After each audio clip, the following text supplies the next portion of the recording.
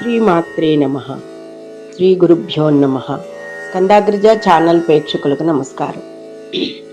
శ్రీ ఆదిశంకర భగవత్పాదుల వారి జయంతి సందర్భంగా ఏప్రిల్ 21వ తారీఖున మనం జరుపుకుంటాము. వైశాఖ శుద్ధ పంచమి నాడు ఆదిశంకర భగవత్పాదుల వారు జన్మించారు. ఒక్కసారిగా ఆయన జీవిత విశేషాలు మన భారతదేశాన్ని యావత్ విశ్వంలోనూ కూడా ఆదర్శ అవనిగా చూపించిన ఘనత శ్రీ ఆదిశంకరాచార్యుల వారికే దక్కుతుంది. అటువంటి ఆదిశంకరాచార్యుల వారి పాదపద్మములకు నమస్కరిస్తూ మనం విశేషాల్లోకి వెళ్ళిపోదాం. అఖండ భారతావని యావత్ విశ్వమంతటను కూడా ఆదర్శ అవని. అలాంటి భారతీయ సమాజం 8వ శతాబ్దమునందు పతనమై ఒక్క శాస్త్రం మాత్రమే పతనం కాకుండా ఉన్న సమయంలో సనాతన ధర్మానికి పెట్టింది పేరు అయిన భారతీయ సంస్కృతి, ధర్మములు, వేదములు పునరుద్ధరించుకొనుటకు సాక్షాత్తు పార్వతీ పరమేశ్వరులే తన అంశతో శ్రీ ఆది శంకర భగవత్పాదుల వాళ్ళని ఆవిర్భవించిరి అన్నది సత్యం. శ్రీ భగవత్పాదులు భారతదేశమునందు దక్షిణ ప్రాంతమైన కేరళ దేశమందు ఉన్న పూర్ణానది ఒడ్డున వృషాద్రి పర్వత సమీపమున కాలడి అను అగ్రహారమునందు విద్యాధిరాజు అను బ్రాహ్మణుడు ఉండేవాడు. వారి పుత్రుడే శివగురువు. ఈ కుటుంబము వేదాధ్యయన పండితులు, సనాతన ధర్మ ఆచరణముల పట్ల ఎంతో బాధ్యత కలవారై ఉన్నవాళ్ళు.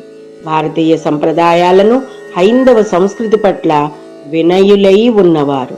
శివగురువులు వేదములు, గాయత్రీ ఉపాసన, ఆగమ శాస్త్రములు, చతుర్వేదములు గురుకులమునందు అభ్యసించి ఉన్నారు. చదువు పూర్తయిన పిదప వారి గురువిట్లు చెప్పెను, నీ విద్య పూర్తయినది, నీ ఇంటికి వెళ్ళి వివాహం చేసుకుని వేద విహిత కర్మములు ఆచరించుచు గృహస్థు ధర్మములు సక్రమముగా ఆచరించమని శివగురువుకు చెప్పారు. నీ వంశమును ఉద్ధరించు అని చెప్పడం జరిగింది. గురువుని వెదులు వెళ్ళుటకు శివగురువుకు తన మనసు ఏమాత్రం అంగీకరించకపోయినా గురువాజ్ఞను స్వీకరించి గురువు చెప్పినది చేయుటయే ప్రథమ కర్తవ్యము కావున తన తండ్రి విద్యాధిరాజుతో ఇంటికి వెళ్ళాను. ఈ శివగురువు వివాహం చేసుకుని వంశాన్ని ఉద్ధరించు అని చెప్పడంలో మన భగవత్పాదుల వారు మనకి దర్శనం ఇవ్వడమే ప్రధాన కర్తవ్యంగా ఇక్కడ భగవత్ సంకల్పం ఇలా చెప్పబడింది. విద్యాధిరాజు మంచి సంబంధము చూసి శివగురువుకు ఆర్యాంబ అను కన్యతో వివాహం జరిపించను. కానీ ఎంతకాలంనకు సంతానం కలగలేదు. దంపతులు ఇరువురు కూడా ఎంతో ఖిన్నులయ్యారు. ఒకసారి ఇరువురు కలిసి తమ సమీపంలో ఉన్న వృషాధీశ్వరుని పూజించదమని, వారి పూజా తపఫలమున తమకు తప్పక సంతానం కలుగునని నమ్మకంతో వృషాధీశ్వరుని పూజించి ఈశ్వర జప తప కార్యక్రమంలో మునిగి ఉన్నారు.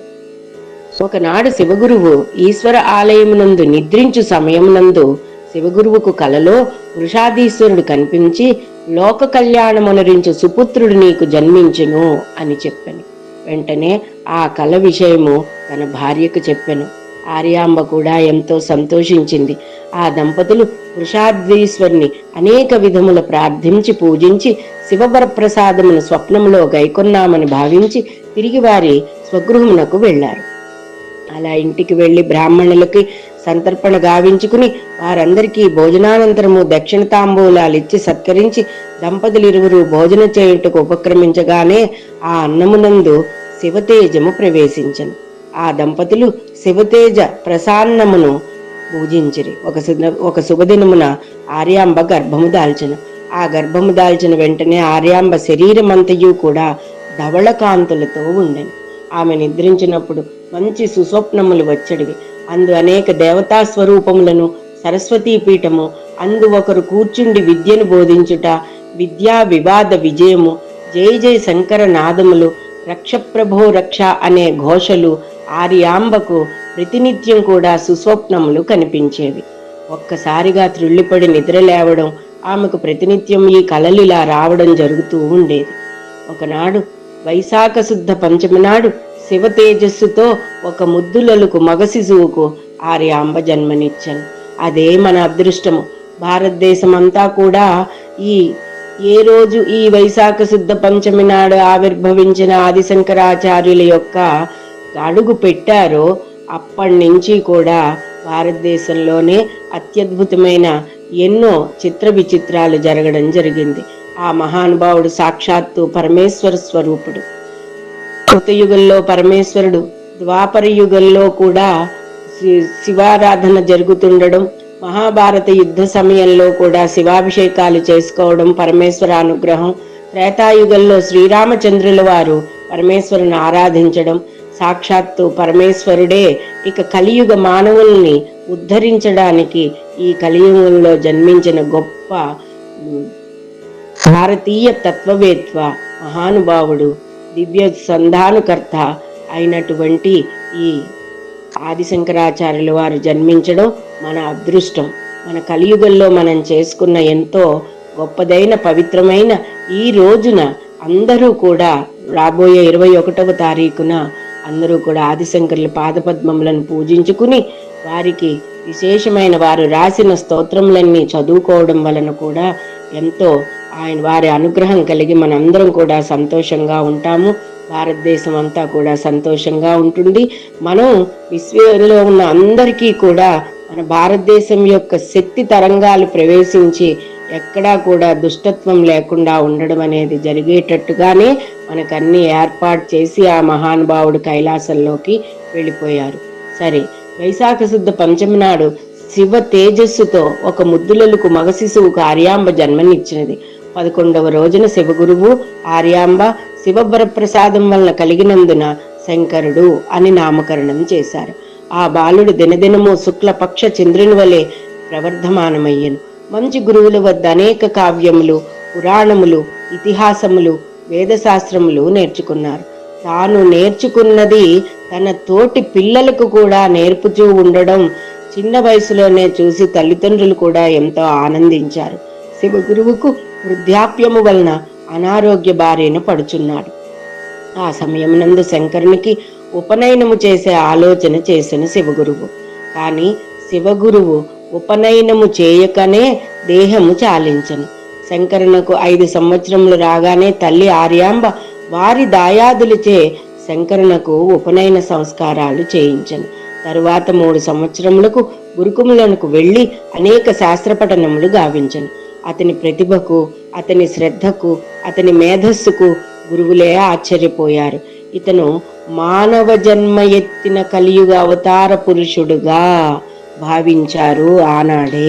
ఇది మన అదృష్టం కదండి. ఈ కలియుగంలో భగవంతుడే సాక్షాత్తు అలాగే పరమేశ్వరుడు ఆమూలాగ్రం భారతదేశం అంతటా కన్యాకుమారి నుంచి కాశ్మీరం వరకు నడిచి వెళ్ళి శక్తిపీఠాలను స్థాపించారు అంటే మరి సాక్షాత్తు కైలాసం నుంచి ఆ శంకరులే దిగివచ్చి మనకి శంకరులుగా ఇక్కడ మనందరినీ ఉద్ధరించడానికి వచ్చిన పరమేశ్వరుడే.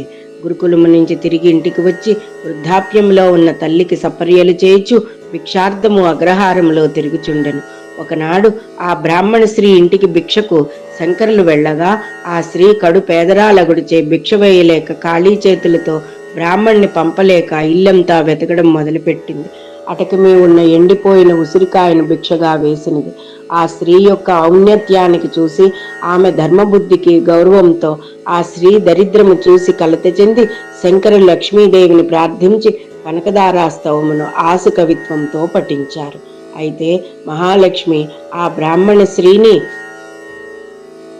ఇంటి నిండా బంగారు ఉసిరికాయల వర్షం కురిపించాను.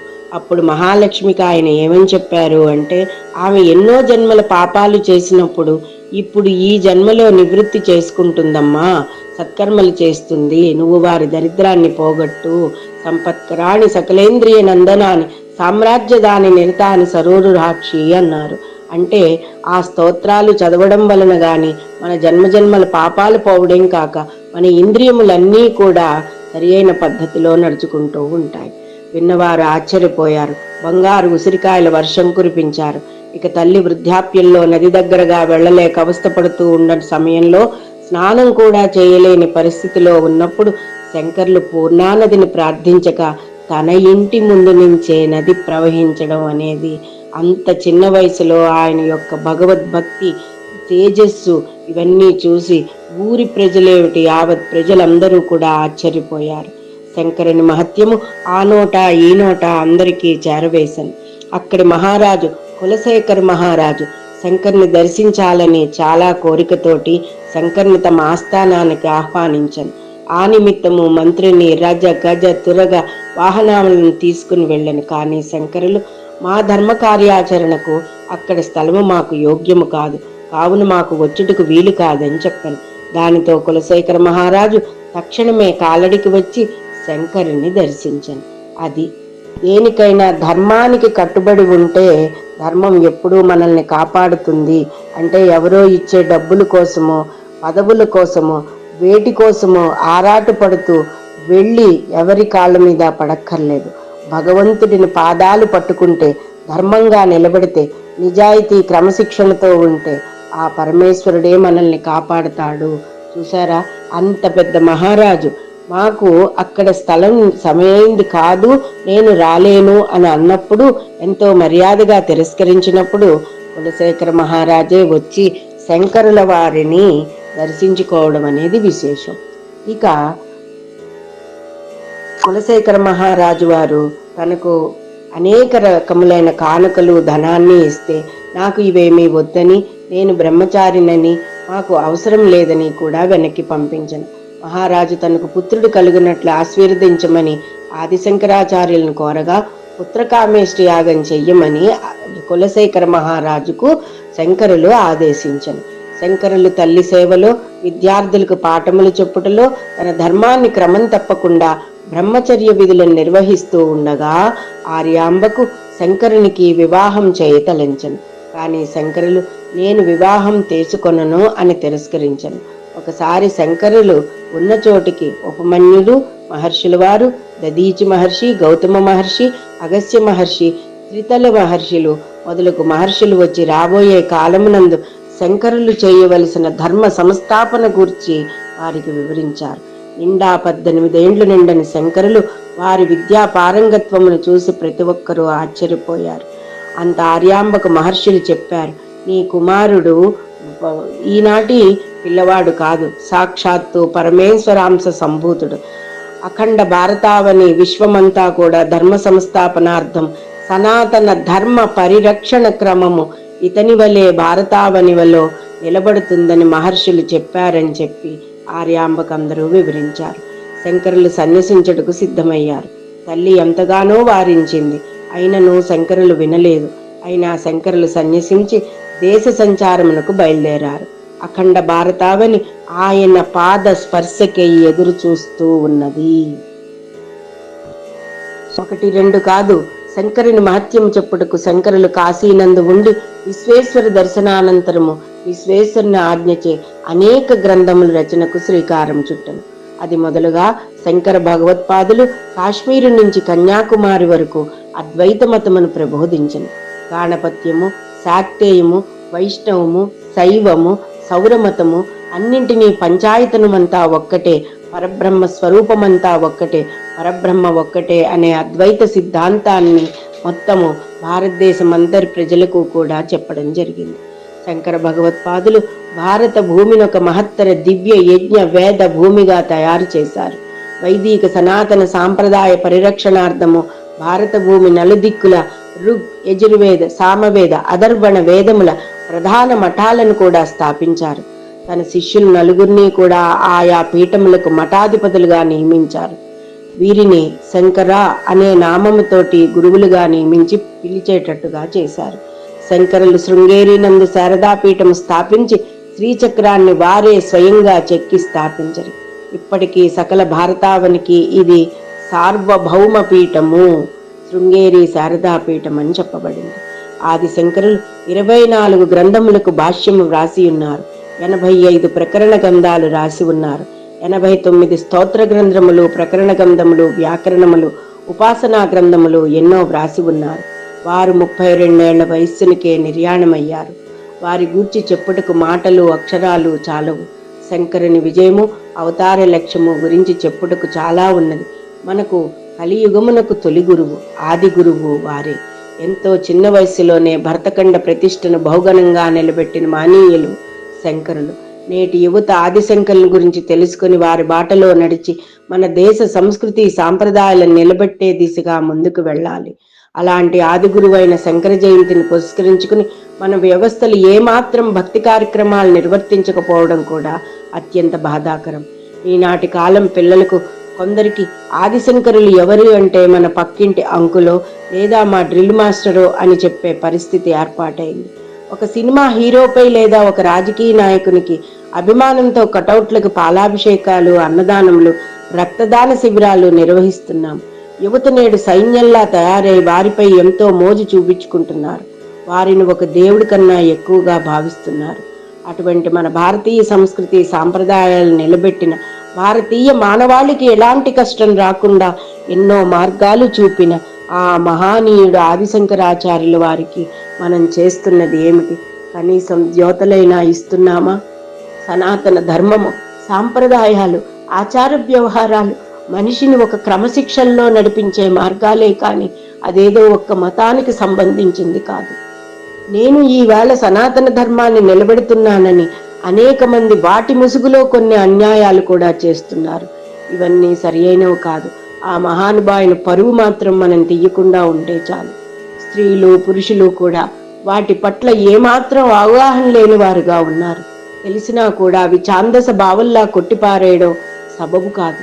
దేనికో దానికి అవసరం అనవసరం అని లేకుండా ప్రభుత్వంతో పోరాడే వారికి ఒక్కసారి ఆదిశంకర భగవత్పాదులు పుట్టినరోజును ప్రభుత్వాన్ని గుర్తు చేసి అన్ని చోట్ల ఘనంగా నిర్వహించేందుకు నడుం బిగించండి.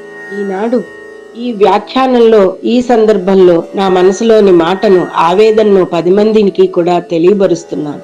10 చోట్ల ప్రతి సంవత్సరం కూడా కనీసం వైశాఖ శుద్ధ పంచమిని మహాపర్వదినంగా భావిస్తారన్న ఆశతో నేను ఈ మాటలు మీ ముందు ఉంచుతున్నాను. వారు విశ్వానికి అందించిన అనేక భాష్యాలు, అనేక దేవతా స్తోత్రాలు, అనేకమైనటువంటి సనాతన ధర్మ సంస్థాపన వివరాలు అన్నింటినీ ఒక్కసారి తలుచుకుంటూ ఆ మహానీయునికి మనం కృతజ్ఞతలు తెలుపుకుందాం. ఆయన భారతావనికి అపార అఖండ సంస్కృతి సాంప్రదాయాలు, భాషా సంస్కృతిని, శక్తిపీఠాలను, దేవాలయాలను, భక్తి సన్మార్గములు అనే గనులను మనకిచ్చారు. అటువంటి గనిని మనం పరిరక్షించుకునే దిశగా అందరం కలిసి ప్రయాణం చేద్దాం. గురువు లేని మనిషి జీవితం వ్యర్థం. అవతార పురుషునికి కూడా గురువులున్నారు. రాముల వారికి వశిష్ఠుల వారు, కృష్ణునికి సాందీపులు, బుద్ధునికి అళిందుడు, ఇలా వారు కూడా గురువులను అనుసరించిన వారే. ఇలా గురుసేవ, గురువు చూపిన మార్గం ఒక మనిషి జీవితానికి ఎంతో అవసరమని, ఒక గురువు ద్వారా నేర్చుకున్న విద్య ఒక వ్యక్తి సాత్విక జీవనానికి, సంప్రదాయ ఆచరణకు నాంది. గురువు చూపిన మంచి మార్గాలు మనిషికి అవసరం. మానవాళికి గురువు లేని జీవితం ధ్వజస్తంభం లేని ఆలయం వంటిది, శ్మశానమైన జీవితం వంటిది. కావున ప్రతి ఒక్కరూ ఆది శంకరాచార్యులను మరవద్దు. ఆది గురువుగా ధ్యానించి తరించండి. ఆ ఆది గురువు యొక్క అనుగ్రహాన్ని తక్షణమే స్వీకరించండి. రేపు రాబోయే వైశాఖ శుద్ధ పంచమి నాడు ఆది శంకరాచార్యుల వారిని ఘనంగా మనం పూజలు అందించి వారి అనుగ్రహాన్ని పొందుతాము. శ్రీ గురు పాదార విందార్పణమస్తు.